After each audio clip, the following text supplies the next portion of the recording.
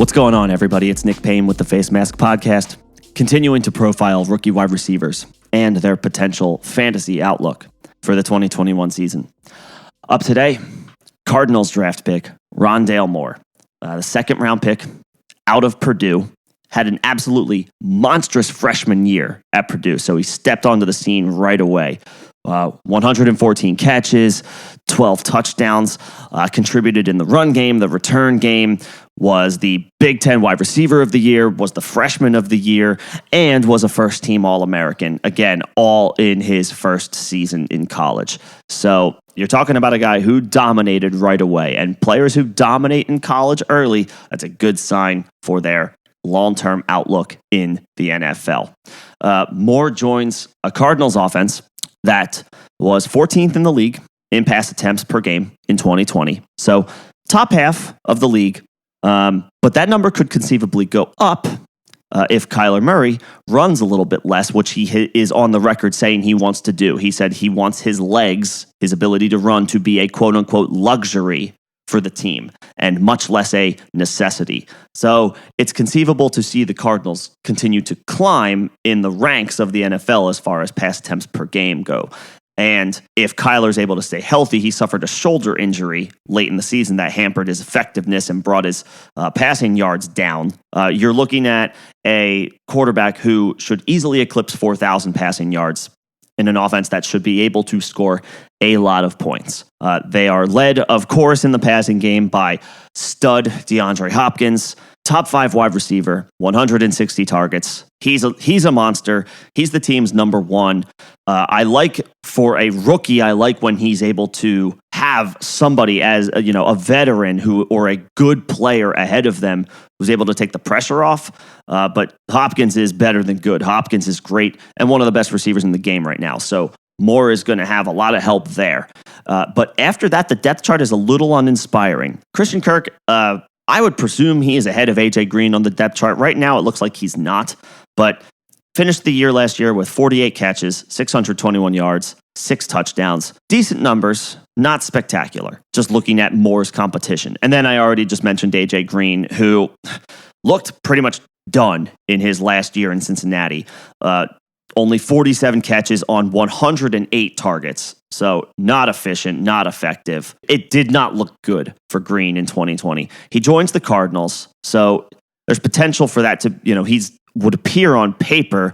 Green is joining a better offense than the one he was with in Cincinnati. But Green himself doesn't look like he really has anything left in the tank. A shame for a former perennial Pro Bowler and a former stud at the position for 7-8 years. But Father Time is undefeated. It's also conceivable that Larry Fitzgerald could return to the team, but his status is still very much up in the air. And no telling at this point if he returns for his 18th year. If he does, he'll have a role, but it's going to be reduced at this point. Larry is not the Larry Fitzgerald of old. So again, Moore's going to have an opportunity here. Outside of Hopkins, Moore doesn't have a significant amount of competition in the passing game. The starting tight end is Max Williams. They've also got Darrell Daniels. They've got Ross Travis. They let Dan Arnold go. He was their best option as far as a pass catcher at the position. He walked and went to Carolina. So there's not a ton of inspiring options here. And then you have secondary guys, Keyshawn Johnson, Andy Isabella, A.J. Richardson. None of these guys have really worked out, especially in Isabella's case. These are depth guys, secondary pieces at this point. Moore seemingly is probably ahead of all of them on the depth chart. So the competition that he's facing for time on the field and production are Kirk and Green. And they're not exactly the most inspiring options, especially Green at this stage in his career. Where Moore is likely to have to compete, though, will be in the slot. And that's what he is billed to do. Where Moore excels, gets off the line of scrimmage pretty well, which is good for a slot receiver. He's pretty good, he's pretty smooth in and out of his cuts, pretty strong route runner, and he runs tough with the ball in his hands. All awesome quality traits for a slot guy who is probably not going to run a ton of deep routes, but you're going to use him in the short game. You're going to utilize him around the line of scrimmage. He's good in the, with option types of routes. There's a chance he operates as something of a pseudo tight end. I always kind of check and see on a team, what's their situation at slot receiver and at tight end, because those guys, while they're obviously polar opposites, there can be a lot of short and intermediate work available for those two positions. In the Cardinals' case, they don't really have a pass-catching tight end of note. Moore is going to have an opportunity, especially because the Cardinals are notorious for running 4 wide receiver sets in the air raid offense. Moore has an opportunity early to gel and connect with Kyler Murray as a safety valve option for his quarterback. And if it comes to it, I already mentioned in college, Moore exploded onto the scene as a freshman, and he did very well in the return game. So he's absolutely capable of handling punt return duties. I doubt he'll get kick return duties, but he can absolutely handle punt return duties for the team if need be. So he has an opportunity to add an extra dynamic there as far as his fantasy production. A couple of weaknesses with him, though. Moore's kind of undersized. He's got short arms. Murray's going to have to put the ball exactly where it needs to be. He's not the type of guy who you expect to make contested catches or have a huge catch radius. That's not Moore's game. He's not 6'3". He's a slot guy. But he's incredibly fast. He ran a 4.29 40. So he's quick off the line of scrimmage. He can get in and out of his cuts in a hurry. They're going to make it quick, short, easy throws, intermediate routes for Moore to run. Murray should not have a problem finding him and hitting him, because these routes are going to be generally, I would say, around the line of scrimmage a good amount of the time, as slot receivers tend to do. But if Murray and Moore are able to get on the same page, Arizona right now doesn't really have a slot receiver. That's the role that Moore is going to fill. A.J. Green is a guy that primarily works on the outside. Christian Kirk only played about 12% of the snaps at the slot position last year. By all accounts, this is Moore's job to lose. And again, with the Cardinals operating with so many 4 receiver sets, Moore's looking really good for the 2021 season and is set up to be the Cardinals wide receiver 2. So I would say he's in a really good spot. He's likely a guy who should come through on a decent amount of volume. I think he's a threat to catch a lot of balls, to catch a lot of passes, and that type of volume adds up, especially in full PPR. Half PPR as well, so he might be a little less valuable in standard, but if you're still playing standard in 2021, I encourage you to join us here in the 21st century and stop doing that. Now, if Larry Fitzgerald does decide to play, he will play a lot in the slot. But if Larry has lost a step, doesn't possess the game day ability that has made him a future Hall of Famer, then Moore's going to get the playing time over him. That's just how the NFL operates. What have you done for me lately? If Larry Legend is not able to outproduce Rondale Moore, then he's not going to be on the field over Rondale Moore.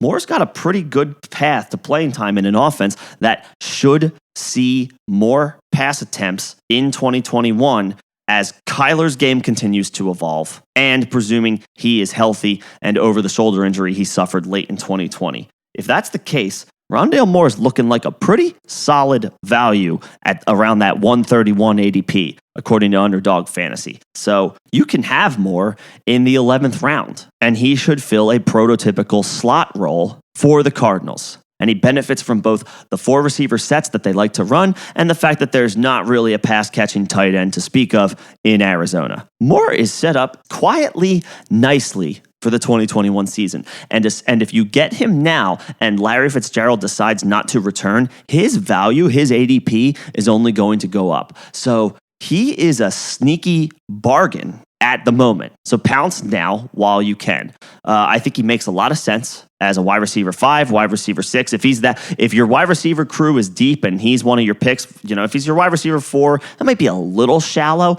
But if it's your wide receiver 5, wide receiver 6, I guess I'm referring to best ball here, or maybe dynasty, you're looking pretty good. He's not going to be a weekly starter in 2021 redraft.